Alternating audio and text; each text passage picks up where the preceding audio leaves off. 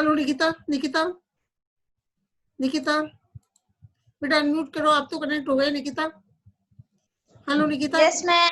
हाँ बेटा, अभी निकिता 12:30 के बाद ले लेंगे अभी क्लास, अभी तो जितनी चल रही है चल ले लेते हैं अपन। जो लोग ज्वाइन कर पाओ आज तो सभी की लगा देंगे अटेंडेंस, ठीक है निकिता, आज सभी की लगा देंगे। Yes ma'am. क्योंकि बेटा क्योंकि है ना आज टेक्निकल इश्यूज में करेक्शन में प्रॉब्लम होगा, सभी की लगा दूंगी। तो अभी मैं एक्सप्लेन भी करती चलती हूँ और आपको एडमिट भी करती चलती हूँ।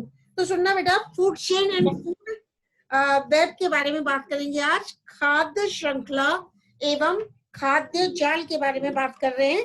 तो इकोसिस्टम में उत्पादक या हरे पौधे सूर्य की विकिरण ऊर्जा का उपयोग करके भोजन का निर्माण करते हैं। इस संश्लेषित भोजन का उपयोग प्रथम श्रेणी के उपभोक्ताओं या शाकाहारी जंतुओं द्वारा किया जाता है। तो प्रथम श्रेणी के उपभोक्ताओं में मौजूद भोजन को द्वितीय श्रेणी के उपभोक्ता अर्थात मांसाहारी प्राणी के द्वारा उपयोग किया जाता है। तो प्रथम श्रेणी के उपभोक्ताओं में मौजूद भोजन को द्वितीय श्रेणी के उपभोक्ता अर्थात मांसाहारी प्राणी एवं द्वितीय श्रेणी के उपभोक्ताओं का भोजन के रूप में उपयोग तृतीय श्रेणी अर्थात सर्वोच्च उपभोक्ताओं द्वारा किया जाता है।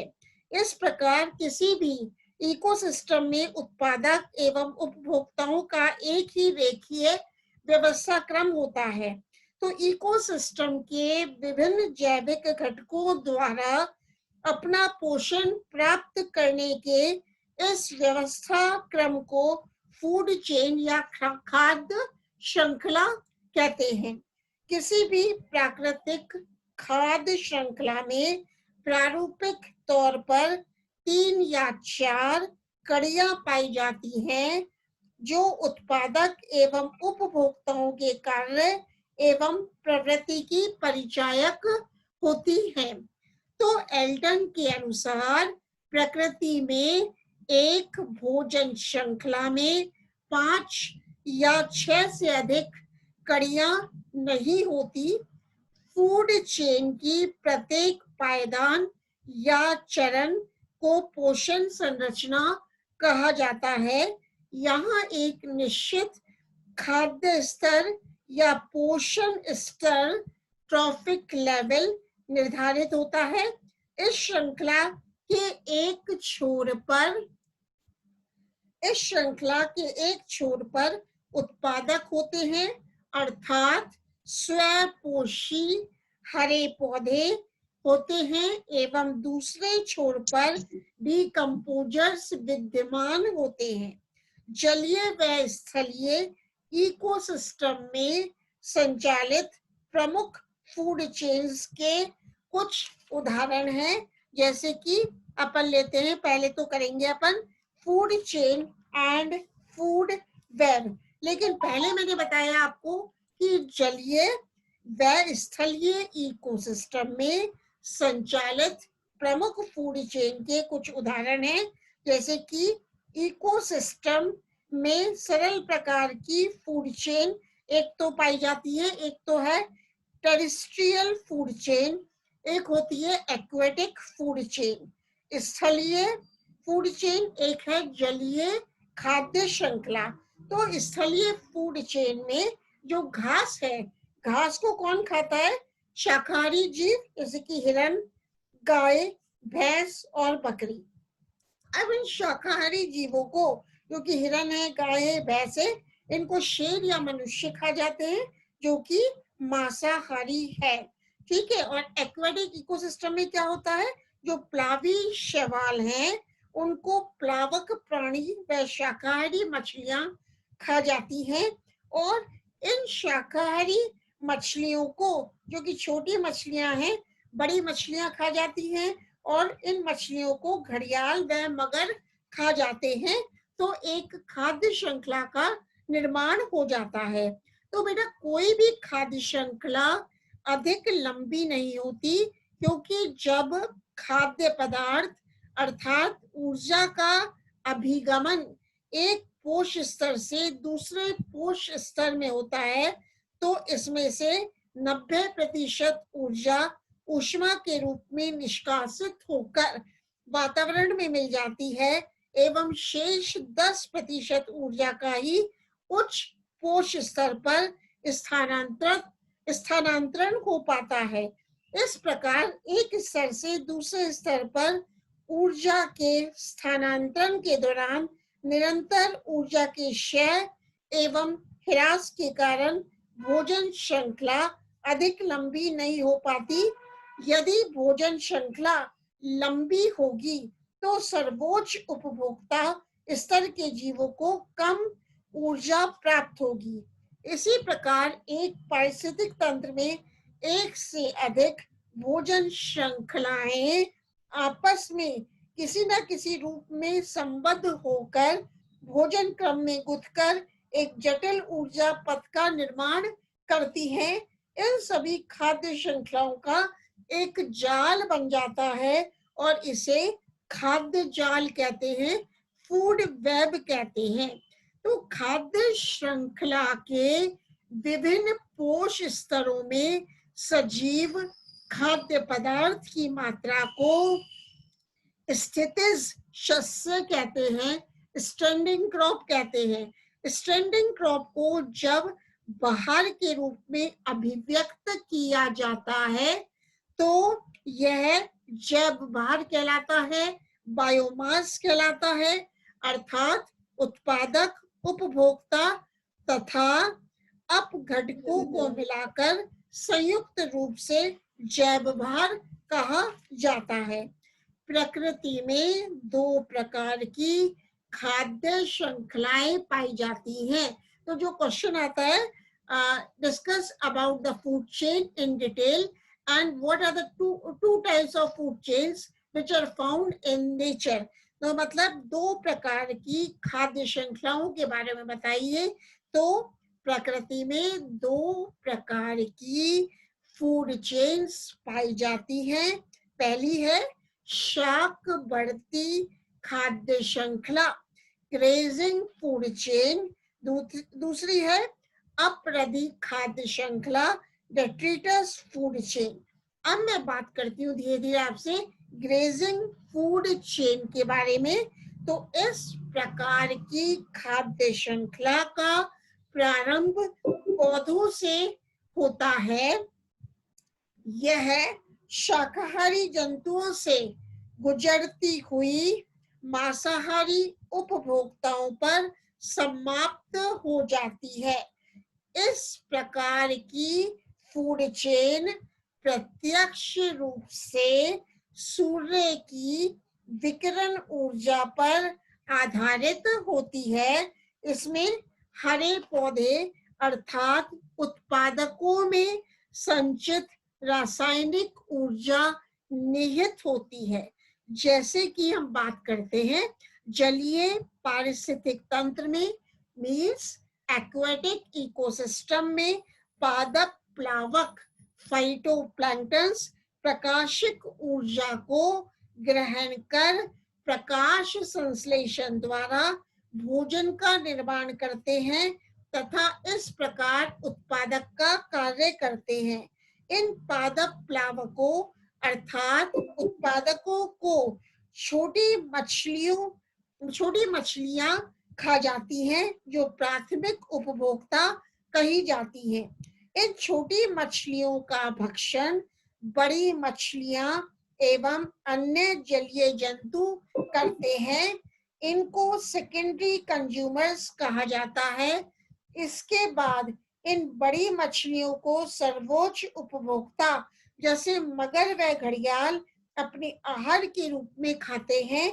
इस प्रकार की खाद्य श्रृंखला में भोज्य पदार्थों के लिए जो पारस्परिक संबंध होता है उससे इन जीवों की आकृति प्रभावित होती है। भोजन के पारस्परिक संबंधों के आधार पर ग्रेजिंग फूड चेन शाकवर्ती खाद्य श्रृंखला को दो वर्ग में बांटा गया है। कौन कौन से? एक तो है प्रीडेटर चेन, परभक्षी श्रृंखला, दूसरी है परजीवी श्रृंखला, मतलब पैरासिटिक चेन। तो मैं बात करती हूँ प्रेडेटर चेन की। तो इस श्रृंखला का आरंभ छोटे पौधों से होता है। ये छोटे जंतुओं से होते हुए होती हुई बड़े जंतुओं में पहुंचती है। इसी प्रकार जो परजीवी श्रृंखला है, यह श्रृंखला पौधों से प्रारंभ होकर बड़े जीवों से गुजरते हुए छोटे जीवों तक जाती है। मतलब प्रेडेटर चेन, वापस कर रही हूँ रिपीट, परभक्षी श्रृंखला का आरंभ छोटे पौधों से होता है। यह छोटे जंतुओं से होती हुई बड़े जंतुओं में पहुंचती है। अब आई पैरासिटिक चेन, परजीवी श्रृंखला। तो यह श्रृंखला पौधों से प्रारंभ होकर बड़े जीवों से गुजरते हुए छोटे जीवों में जाती है। अब मैं बात कर रही हूँ आपसे डेट्रिटस फूड चेन, अपराधी खाद्य श्रृंखला। तो इस फूड चेन का प्रारंभ पौधों तथा जंतुओं के मृत व सड़े गले शरीरों कार्बनिक पदार्थों से होता है। इसके बाद श्रृंखला कवक व जीवाणु इत्यादि सूक्ष्म जीवों की ओर अग्रसर होती है। ये सूक्ष्म जीव अपना भोजन अर्थात ऊर्जा मृत जीवों के कार्बनिक अवशेषों से प्राप्त करते हैं। अंत में इन सूक्ष्म जीवों का भक्षण अपघटक डिकम्पोजर्स द्वारा कर लिया जाता है। इस प्रकार की खाद्य श्रृंखला में मृत व सड़े गले कार्बनिक अवशेषों द्वारा भोजन प्राप्त होता है। इसे मृतोपजीवी खाद्य श्रृंखला सेप्रोफिटिक फूड चेन कहा जाता है। तो मृत कार्बनिक अवशेष को कौन खाता है? केचुआ। केचुए को कौन खा जाता है? मेढक। और मेढक को कौन खा जाता है? सांप, सर्प। और सर्प का भक्षण कौन करता है? चील। दूसरा उदाहरण है डेट्रिटस फूड चेन का, मृत कार्बनिक अवशेष को कौन खा जाता है? घोंगा, जिसको कि आप स्नेल कहते हो। घोंगे को श्रू खा जाता है और श्रू SHREW श्रू को उल्लू खा जाते हैं, आउल खा जाते हैं। तीसरा एग्जाम्पल है मृत कार्बनिक अवशेष को दीमक खा जाती है, व्हाइट आंट्स खा जाती हैं। और इन व्हाइट आंट्स को, दीपक को चींटीखोर आंट ईटर खा जाते हैं। अब ओडम के अनुसार, जिन्होंने इकोसिस्टम को परिभाषित किया था, तो ओडम के अनुसार दक्षिणी फ्लोरिडा क्षेत्र के लवणीय इलाकों में पाए जाने वाले लाल मैंग्रोव पौधों की पत्तियां डेट्रिटस फूड चेन का उदाहरण प्रस्तुत करती हैं। तो क्या होता है बेटा, इन मैंग्रोव प्लांट्स की पत्तियां गर्म व कम गहरे जल में गिरती रहती हैं, जिन पर जीवाणु, बैक्टीरिया, कवक, फंजाई एवं अन्य मृतोपजीवी सेप्रोब्स निरंतर क्रिया करते रहते हैं।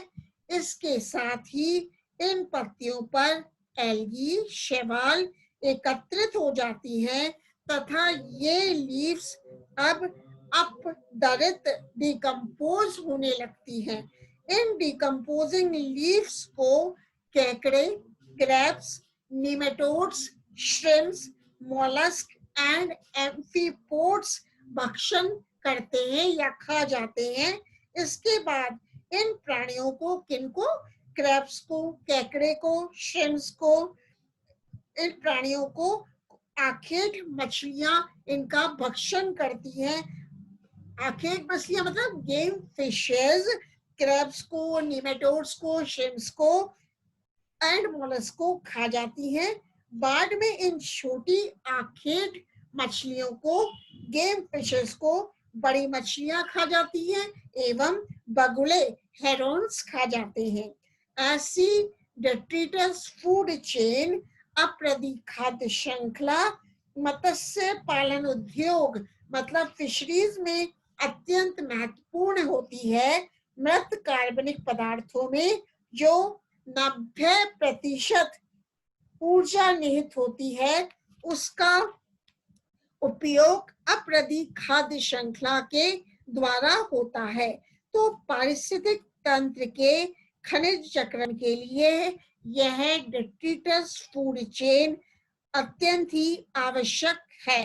इस प्रकार हम देखते हैं कि प्रकृति में दोनों प्रकार की खाद्य श्रृंखलाएं निरंतर संचालित होती रहती हैं, लेकिन फॉरेस्ट एवं घास स्थली पारिस्थितिक तंत्रों में अपदरी खाद्य श्रृंखला महत्वपूर्ण होती है, जबकि समुद्री एवं जलाशयी पारिस्थितिक तंत्रों में शाकवर्ती खाद्य श्रृंखला का महत्वपूर्ण स्थान होता है।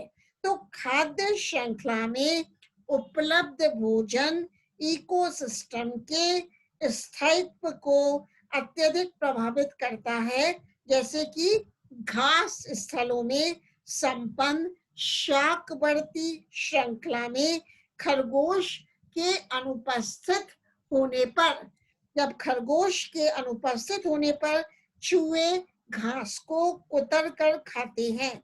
वह चूहों का भक्षण सर्प करते हैं। मतलब जब खरगोश अनुपस्थित होता है, घास कौन खा जाता है? चूहे खा जाते हैं। और चूहे को कौन खा जाता है? सर्प खा जाते हैं। इस प्रकार चूहे या खरगोश दोनों में से किसी एक की अनुपस्थिति पारिस्थितिक तंत्र के स्थायित्व को प्रभावित नहीं करती। तो इस प्रकार आज हमने देखा कि खाद्य श्रृंखला के बारे में पढ़ा। तो एक बार मैं वापस से इसको बताती हूँ कि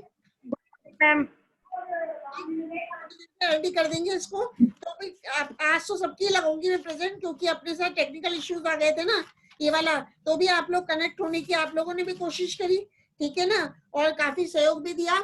अभी तो सभी लोगों की लगा दूंगी। सोनाक्षी भी आ गई, सोनू कुमारी, निकिता शर्मा, भावना, चेल्सी, अंशु शर्मा, तनुश्री, ठीक है। बस 5 मिनट में ऐड कर देंगी। फिर आपकी जूलॉजी की है ना, 1 मिनट मेरी भी है। फिर फूड एंड फूड के बारे में बात कर रहे हैं बेटा। तो इकोसिस्टम में क्या उत्पादक या हरे पौधे सूर्य की विकिरण ऊर्जा का उपयोग करके भोजन का निर्माण करते हैं।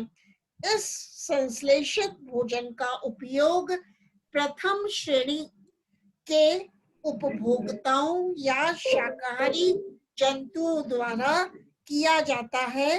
प्रथम श्रेणी के उपभोक्ताओं में मौजूद भोजन को द्वितीय श्रेणी के प्रथम श्रेणी के उपभोक्ताओं में मौजूद भोजन को द्वितीय श्रेणी के उपभोक्ता अर्थात मांसाहारी प्राणी के द्वारा उपयोग किया जाता है। बेटा मीटिंग को एंड कर दें, है ना?